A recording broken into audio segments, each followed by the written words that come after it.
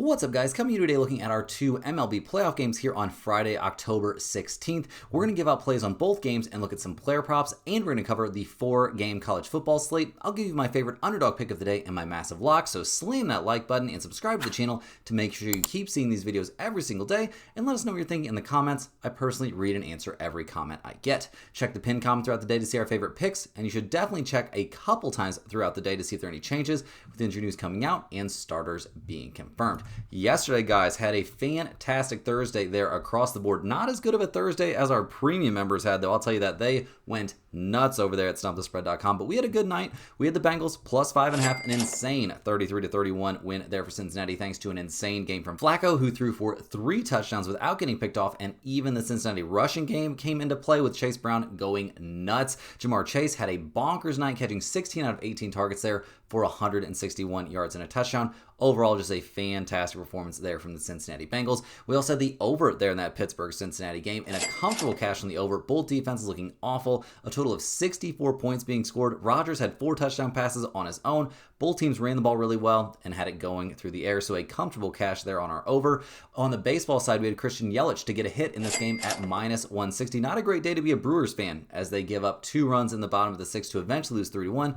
But as projected, Yelich did come out of his slump and go 1 for 4, which is good enough for us to cash our bet. We also had the over there in that Toronto-Seattle Mariners game, a blowout 8-2 win there for Toronto, so we cash our over there in the 7th inning, thanks mostly to the Blue Jays just hitting the crap out of Castillo and that Mariners bullpen. So a great 4-0 start. Unfortunately, we had a couple player props there as our dog of the day and our lock of the day. Both of those bricked out. A weird day out there for DK Metcalf. Thought he would get a touchdown in this game like he has the last 4 weeks in a row, I believe it is. And yeah, it just looked really weird. Rodgers clearly lost faith in him around halftime. He ended the day with only 5 targets and 0 touchdowns. So that was unfortunate. Also had Washington there over 24.5 receiving yards at minus 115. He did end up with a touchdown catch, but the Steelers were using him in such weird ways, getting the ball behind the line of scrimmage and all kinds of weird stuff that I would never expect them to be doing on a massive, tight end who you would think would go out there and catch the ball and let him rumble a little bit, 5 or 10 yards down the field, as opposed to him, catching passes in the backfield. It was super weird, but that was annoying. But still, a 4-2 day overall. Not going to complain too much about that. Obviously, cashing both plays there on the against the spread and the over/under on the football game for Thursday night feels pretty good. Now, guys, let's go ahead and dive in. We've got a couple of MLB games here to cover. We've got a 4-game college football slate to cover, and we're going to take a glimpse at what we got going over there on the premium side yesterday. The premium members had one hell of a day. So let's go ahead and get after it. First up, we're going to be looking at the Toronto Blue Jays as they go on the road here to take on the Seattle Mariners. The Blue Jays have to be stoked. They're now got this series tied up at 2 games apiece. The offense seems fully online, scoring 13 and 8 runs respectively over the last 2 games. Going into Seattle and just looking that good, very impressive stuff. In that 8-2 win they had there in Game 4, really everything was working. They ended with 11 hits and 8 runs. We saw Vladimir Guerrero Jr. go deep in that game. We also saw Jimenez go deep in that game. Just tons and tons of hits across the board. Just a monster performance. And they got a pretty solid start out there for Max Scherzer. Should have went with his over on strikeouts because he ended up with 5 strikeouts, 4 walks as well. So not, flawless outing. Gave up 2 earned runs, gave up a home run, but he lasted 5 2/3 innings. I think they were stoked to see that. Also, the bullpen came in and just looked fantastic. No complaints there about the bullpen giving up a couple hits. They gave up 0 runs. So a great night out there for the entire Toronto pitching staff, and they hit the ball well. So they're going to be hoping they can keep that rolling here going into a very important Game 5. They'll be giving the start in this one to Kevin Gausman, who's 10-11 on the year, a 3.59 ERA, but the dude has been dealing. His last couple of outings had a great start there against the Yankees. 5 2/3 innings, 4 hits, 1 run, struck out 3 and walked 2. Then against the Mariners early in this series, 5 2/3 innings, 3 hits, 2 earned runs, and gave up a home run in that one. That was a 3-1 loss there for Toronto. The bats weren't going, but Gausman threw the ball pretty freaking well. So not a ton of room to complain there. Obviously, loved what we saw from the Toronto bullpen in game. Well, I guess both their last 2 games. Honestly, the 2 games they've won, the bullpens looked great. I guess that's not a huge shock. So far in the playoffs, their bullpen has not been amazing, but we'll cut them a little bit of slack. They were a little bit better last night, and in general, they seem to be throwing the ball pretty well. Now, in terms of their offense, that's obviously cooking. They've been one of the best offensive teams in the majors, and that's usually what they lean on to, be the power behind their success. And 4th in the majors in runs scored, 1st in batting average, coming off of an 8-run game and a 13-run game. they are swinging the bats great right now. So we'll see what they can do on the road going up against the Mariners here. Seattle got to be a little bit concerned, losing 2 in a row now, and neither game was close. They're going to hand the ball in this one to Bryce Miller, hoping he can do a little bit better than what they saw from Castillo. I mean, 2 1/3 innings, 5 hits, 3 earned runs, gave up a home run in that game.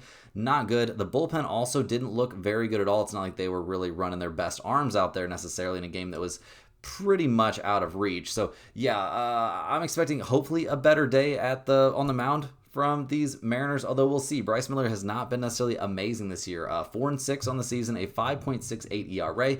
His last start against Toronto, though, that was an amazing outing. He went into Toronto, went 6 innings, gave up 2 hits, only a single earned run. That was a solo home run. He walked 3 and struck out 3 in a game we eventually saw the Mariners win 3-1. So very, very good stuff there. This is a pivotal game 5. We'll see what kind of leash he has. I mean, obviously, he looked so good in that start against Toronto. We could definitely expect to see something similar here. He'll be pitching at home. The last time he pitched at home, he got shelled by the Dodgers. Time for that, he pitched at home. Didn't do amazing against the Rockies, but seems like this kid really has postseason pitching figured out. Now, in terms of history against Toronto, he got obliterated by them back in May. So that doesn't exactly get me super jazzed up for this Bryce Miller spot. Although, like I said, coming off a great outing. But now he's got to try and cool down those red-hot Toronto Blue Jays bats. So we'll see how it goes. Obviously, the Mariners' bullpen has been kind of mediocre this postseason. Not amazing, not terrible. They were a decent but not amazing bullpen during the regular season as well. So I guess we shouldn't be that flabbergasted to see them, not exactly killing it here in the bullpen situation here in the playoffs. So we'll see if they can bounce back a little bit. Now, offensively, obviously, they've had their issues in the last couple of games. That's been a pretty big problem, a pretty sizable issue. I mean, in game 4 there, only 2 runs. Arozarena 0 for 4. Their top, 3 hitters? Arozarena, Cal Raleigh, and Rodriguez went 0 for 10 combined. That's not going to work, guys. The top 3 in the order have to set the plate a little bit better than that. Naylor continues to cover off the ball. Suarez hitting the ball well. So, yeah, I don't know if they're going to want to shuffle the batting order. I would doubt they would do something that extreme, but I do think it's time to be a little bit worried here about the entire offensive situation here in terms of the Seattle Mariners. So we'll see what they can do in this one. Looking at the numbers for this game, guys, they've just came out. These are hot off the press.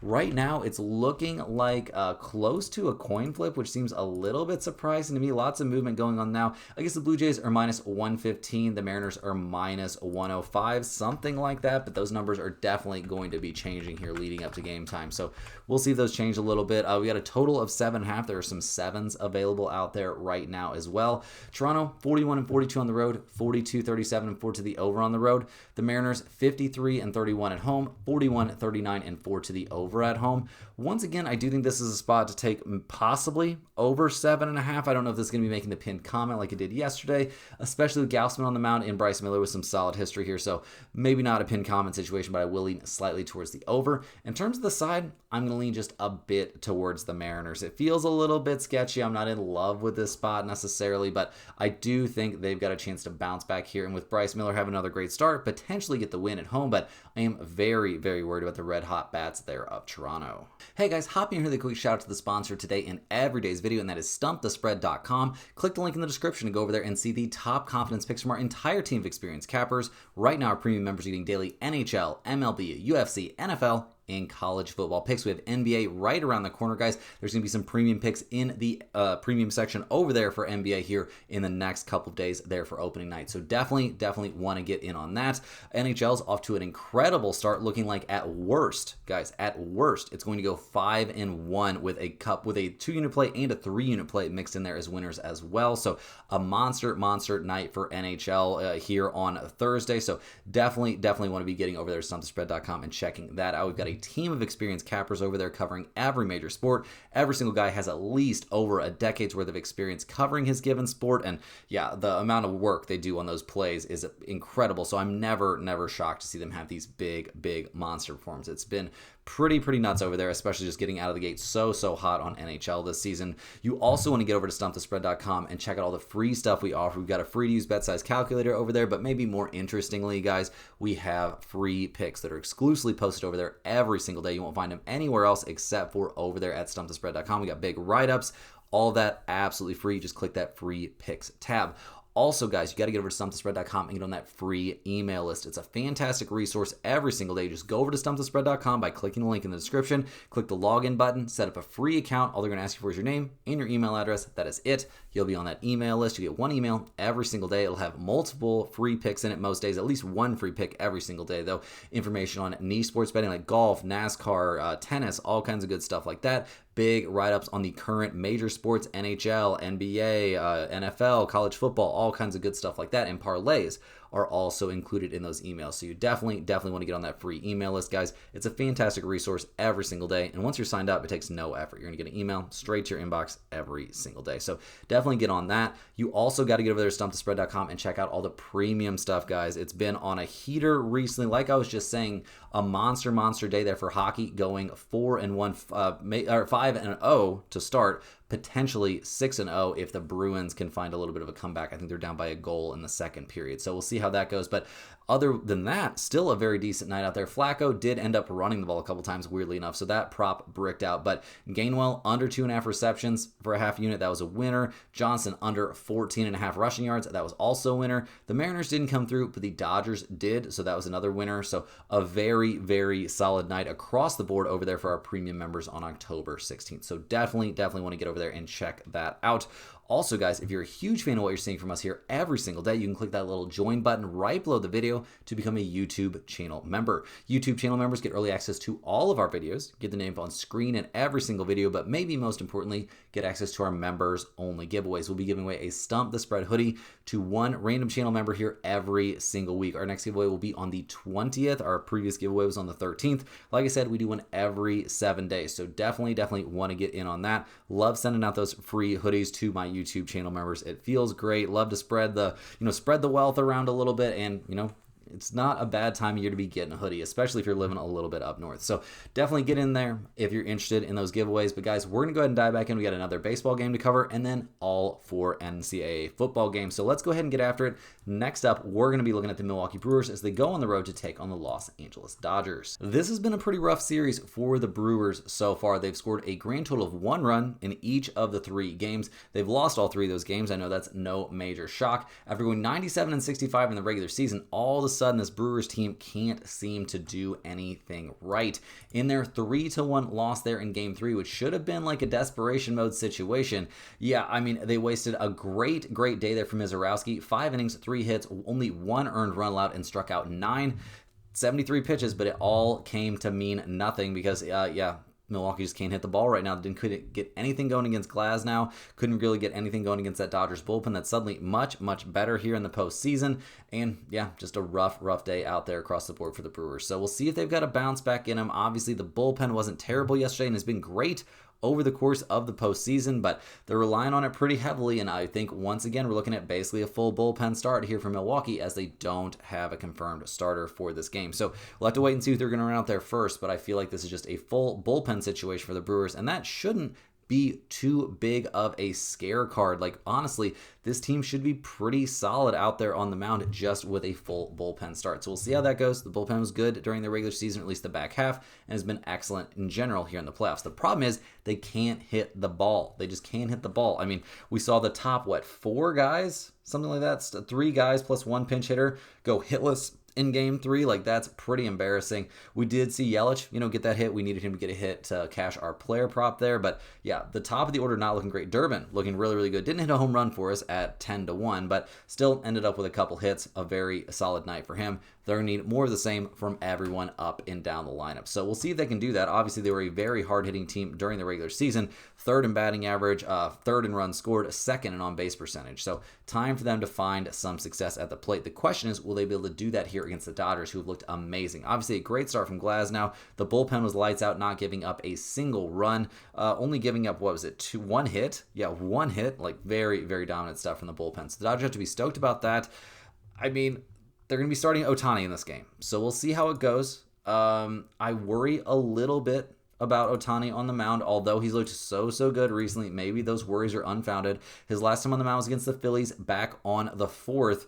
6 innings, 3 hits, 3 earned runs, struck out 9, and walked 1 in a 5-3 win. So he threw the ball really well. We'll see how that works. We'll see what impact that has on him swinging the bat, but I mean, he's thrown the ball really well. What can I say? He hasn't faced the Brewers this year, so we don't have anything to go on there, but I do expect Ohtani to maybe not look terrible out there. That seems like a bit of a stretch. The Dodgers bullpen has been looking really, really good. Obviously, they've had their bumps in the road here in the playoffs, but recently they've been throwing the ball great as well. So the pitching situation for the Dodgers looks pretty good, although I do feel like the Brewers hitters are maybe helping them out a little bit. Now, offensively, the Dodgers, 3, 5, 2, 2, and 2 over their last few games. They're not hitting the cover off the ball. They're still winning all these games, but they are not really killing it. They finished the year second in runs scored and second in slugging percentage. It's not really feeling like that. Like, this is a team that's hitting the ball, but they're not crushing it. I mean, in their win, Ohtani went 1 for 4. We saw 1 for 4 from Betts, 1 for 4 from Smith. 0 for 2 with a run scored there from Freddie Freeman. Tommy Edman only had 1 hit, not the 2 we were hoping for. Like, they're hitting the ball, but they're not really crushing it. They did strike out a staggering 15 times in game 3. So we'll see if the Brewers can find a way to, to capitalize on that a little bit. Now, looking at the numbers for this game, the Dodgers are big favorites. So they're minus 190. The Brewers are plus 160. We've got a total of 8 in this game. The Brewers are 45-38 on the road, 41-39-3 to the under on the road. The Dodgers are 55-30 at home, 45-35-5 to the over at home. This isn't a spot that I'm super, super stoked about necessarily. It just, all these playoff baseball spots seem a little bit scary, but I will be taking under 8. I don't think we're going to see a crazy amount of offense in this game. Regardless, we haven't seen that in this series at all, so maybe it's overdue to happen, but I don't think we're going to see some massive blowout performance here from either team. So I will take under 8. In terms of a side, I'm taking the Milwaukee Brewers here, getting plus 160. I do not think they get swept in this series. That's just a little bit too crazy to me. I do think they'll find a way to get one win here. Ohtani has been a little bit up and down on the mound this season, and even if he has a decent day, the Brewers bullpen and pitching staff in general has been really good, so I think they could hold the Dodgers down and not, give up too much in this one, and I do think we could see Ohtani struggle. I don't think that's beyond the realm of possibility. So those are my leans on the side and over-under. In terms of some player props for this game, I'll take Freddie Freeman to get a hit here once again at minus 204. Dude's been absolutely killing it, even in game 2 when we gave up on him after he started 0 for 4. That was the day we thought he hadn't gotten a hit, but by the time we finished recording, we realized that he had gotten a hit, came with that double in the 9th inning to get us a win that we had already chalked up as a loss. He's coming off a very solid night in game 3 where he didn't get a hit for the first time in forever, but was still walked twice and scored a run. I think he's going to find a way to get a hit in this game. I'll also take Durbin to get a hit in this one at minus 146. A great price here, and with the Brewers in desperation mode, I see him having a good night in this one after putting up a great 2 for 3 night in game 3. Being closer to the bottom of the order isn't great, but I don't fully trust Ohtani or the Dodgers bullpen in this game. Last but not least here, guys, I like Yelich to get a hit as well at minus 174. Came up with a clutch hit for us in game 3. Now that he's out of that super cold stretch, I expect him to come up with another positive game, and minus 174, a very, very reasonable price. Now, guys, hopping over to look at some college football action. We've got a 4-game slate here. We've got the number 2 team in the country playing, and that's the first game we're going to look at. We're going to be looking at Louisville going on the road to take on number 2 Miami. Now, Louisville having a decent year. They're 4-1 overall, but their second real test, I would say their first real test was going into Pitt, and they do come away with a win in that one. But their second real test, they were going up against number 24 Virginia. They lose that game, but it was very competitive, 30-27. So we'll see what they can do in this one. Their first 3 games to open the season were not really that relevant here, but yeah, losing to Virginia, that's not a terrible loss. They lost in overtime, pretty brutal stuff. We liked in general what we saw from Miller Moss. 329 passing yards, 2 touchdowns. He was picked off once, though. The running game looked good. Isaac Brown having a good day on the ground. Defensively giving up 30 points. The problem was they struggled a little bit against the run, but really the defense played great. Just the offense couldn't really, finish drives that well. Didn't have a great third quarter, and in overtime just came up a little bit short. So really not a terrible day out there from Louisville. They do just end up barely taking the loss. They're in the top 50 in the nation in points against. They're in the top 30 in points for. They're 22nd in the nation in passing yards. Like, this is a team that can definitely do some positive things. However, they haven't faced the craziest schedule here, and they're about to take on, by far, their toughest test of the season. They're taking on the Miami Hurricanes, and they're having to go to Miami to do this. The Hurricanes, they're 5-0 on the year. They're number 2 in the nation. They're fresh off a 28-22 win. They're at number 18 Florida State. They also took down Florida. They also blew out a very tough number 18 South Florida team. They beat Notre Dame to open their season. Like, the Hurricanes they're doing it, guys. They are freaking doing it. They're looking amazing. Now, in their win over Florida State, like I said, a very, very tough opponent. Great stuff from Carson Beck. 241 yards, 4 touchdown passes, completed 20 out of 27, like dominant stuff there. They were also able to run the ball when they tried to run the ball, and a little bit of trickeration there and stuff. They ended up with 97 yards on the ground on 32 carries. So not an amazing day on the ground, but they were definitely able to move it on the ground. Just a lot of positive. They didn't turn the ball over in that game, and they generated 3 turnovers of their own. They didn't stop the run, they didn't stop the pass, but they created turnovers and they kept things in front of them. And doing that against a very solid opponent is very, very respectable. This is definitely a step down in competition here for the Hurricanes. Their season-long numbers are obviously amazing, exactly what you would expect of the number 2 ranked team in the nation. So looking at the numbers here, guys, the Hurricanes are 13.5-point favorites. We've got a total of 50.5 in this game. Louisville, they're only 1-4 against the spread this season. They're 3-2 to the over. Miami's 4-1 against the spread. They are 3-2 to the under. Guys, I will be taking the Hurricanes here minus 13.5. Definitely favoring them here, even giving just under 2 touchdowns here. A much harder time taking the Canes if this goes up to over 2 touchdowns. But for us, this comes down to how dominant Miami has been on defense, giving up just 12 points to South Florida, 7 to Florida, and a largely dominant performance at Florida State despite a late run in their last outing. These are 3 competent opponents in a row that Miami has looked extremely impressive against, especially at home. Not quite as high on Louisville as most are, since the Cardinals got some clear bounces in their win at Pittsburgh and then got an upset at home against Virginia in their last outing. Louisville has been dealing with backfield injury concerns as well. Given how dominant Miami's been, particularly on defense, we like the Canes to come through at home with the win and cover.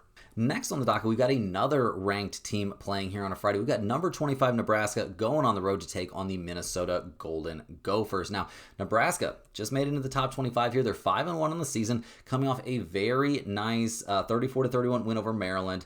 Their toughest test this year was going up against Michigan. They could have won that game, eventually end up losing 30-27. They then beat Michigan State 38-27 pretty comfortably, and then that close win last week at Maryland. So very good stuff here from the Cornhuskers. Got to be stoked with how they're looking right now in the Big Ten.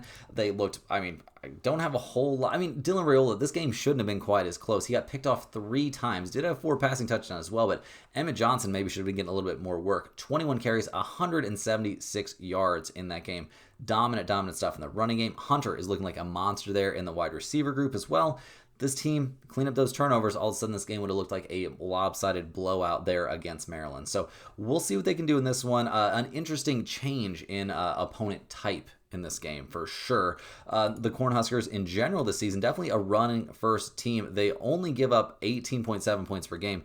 They are 11th in the nation in points for, 90th in rushing yards. I do think they're not a run first team. I think they should be potentially a run first team, eliminate some of those mistakes. Now, Minnesota, they come into this game 4-2 on the season. They got a bounce back 27-20 win against Purdue their last time out. They've also beat Rutgers this season, but losing against Cal and then getting demolished by Ohio State, clearly this team not really ready to run with the big dogs there in the Big Ten. In their win over Purdue, we did see some positives, obviously. Drake Lindsey, 2 touchdowns, 1 interception, 232 yards. Okay, the running game didn't really get going there, though. The passing game, like I said, wasn't great. They didn't turn the ball over except for that 1 interception, and they looked great defensively, generating 4 total turnovers. So maybe they can do something positive there. They couldn't really stop the Purdue running attack, though. That is a bit of a concern in this one. And Minnesota, over the course of the season, hasn't exactly been a great team. 49th in points against, 77th in points for. So looking at the numbers for this one, the Golden Gophers, they're getting 7 points at home. We've got a total of 46.5. Nebraska's 2-4 against the spread. They're 5-1 to the over. Minnesota is 1-4-1 against the spread, 3-2-1 to the over. Guys, I actually think in this game, we're going to be leaning a bit towards under 46.5. I know it's not a huge total, but the defensive numbers for Minnesota are slightly skewed by Ohio State putting up that crazy 42 points against them. The Golden Gophers, against middle tier, Big Ten competition, I think they have a defense that can put up impressive results. This is even more true at home, where they've given up 20, 28, 0, and 10 points in their 4 home games so far this season. This is a defense that's 27th in the nation yards allowed. Both of these teams' defenses rank ahead of their offenses. Nebraska has also been solid on that side of the ball, 14th in yards allowed. I see this as a competitive result with points coming at a premium, so I will be taking the under in this one as my biggest lean. Next up, guys, we're headed out to the Mountain West. We're going to be looking at the San Jose State Spartans going on the road to take on the Utah State Aggies. Now, San Jose State, they are 2-4 on the season. They're coming off a tough 35-28 loss there at Wyoming. Their wins this year have come over Idaho in a nail-biter and against New Mexico, 35-28. So not exactly a powerhouse here in San Jose State. In their loss against Wyoming, some positive things for sure happened. The passing game was definitely on line, 4 passing touchdowns, 1 interception, not even by their starting quarterback, though. In terms of running the ball, that was not a big emphasis, although they ran it 28 times and didn't find all that much success. They also fumbled the ball away once, so a total of 2 turnovers, leaving them some things to clean up. Defensively, they looked quite a bit better. They did generate 2 turnovers of their own, but did give up 35 points, 2 interceptions and 1 fumble, so 3 total turnovers, but couldn't really stop the run, couldn't really stop the pass. And if you look at their season-long numbers, it's not like the Spartans have exactly been world beaters. I mean, they're currently sitting 95th in the nation in points for and 104th in the nation in points against. So it's been a pretty brutal season so far for the San Jose State Spartans. Right now, they are currently sitting, where are they at? 1-1 in conference play. Yeah, they're going to be down towards the bottom of this conference. Now, Utah State, they come into this game 3-3 on the season. They're also 1-1 in conference play. They've had a much tougher schedule. They beat UTEP in week one, lost 44-22 at number 19 Texas A&M, beat Air Force, blew out McNeese, then they lost at Vanderbilt 55-35, and then last week they played at Hawaii. They lost that one 44-26, but yeah, it's a long road to Hawaii. It can be a little bit rough to go all the way out there. So we'll see what they do in this one, see if they've got a bounce back in them. It was like a game that was much closer until the fourth quarter, where the Aggies couldn't get anything going. Maybe a little bit too much time on the beach, I'm not sure. The passing game looked okay, but not amazing. Obviously using multiple quarterbacks there isn't something we love to see, but the running game was definitely on line, 166 yards and 1 rushing touchdown. Miles Davis having a monster performance. Now the defense had no answers there for Hawaii. That is a concern for sure. You don't love to see that, but maybe they got a little bounce back in it. Maybe just, some tough legs there. You got some Utah State Aggies all the way out there in Hawaii. Is that really where they're going to look their best? I would say no. They struggled against the run, struggled against the pass, did generate 1 turnover, but it was a brutal day out there for a Utah State team that I think is a little bit better than they've shown so far this season, and I think is going to be a pretty good team out there in the Mountain West. So looking at the numbers here, guys, Utah State, they are 4-point favorites at home. We've got a total of 61.5. San Jose State, they're 3-3 against the spread. They are 4-2 to the over. Utah State, they are 5-1 against the spread, 4-2 to the over. I'll definitely be taking Utah State here -4. If you can get it down to 3.5 like it used to be, obviously that's great. San Jose State has been a tough team to figure out this season, and this should be a tough spot for the Spartans going back-to-back on the road with a short week of prep. San Jose State was dumpstering Wyoming in the first half on the road in their last outing before completely falling apart in the fourth quarter as the Spartans went to their backup quarterbacks throughout the second half with no success. The quarterback situation, something of concern for San Jose State, given their starter sat out enough time against Wyoming for the Spartans to blow their lead. Utah State hasn't been good on defense, but if they go against what San Jose State showed in the second half against Wyoming, they should have a shot at some success, especially at home. Utah State has also shown well at home, 3-0 in home games, including a 49-point performance in their home win over Air Force. I definitely expect San Jose State to come into this contest tilted, and given their home field advantage, we like Utah State to come through with the comfortable win and cover. Last but not least here, guys, we're looking at the North Carolina Tar Heels as they go on the road to take on the Cal Golden Bears. Now, North Carolina has had a pretty horrifying season here under Bill Belichick.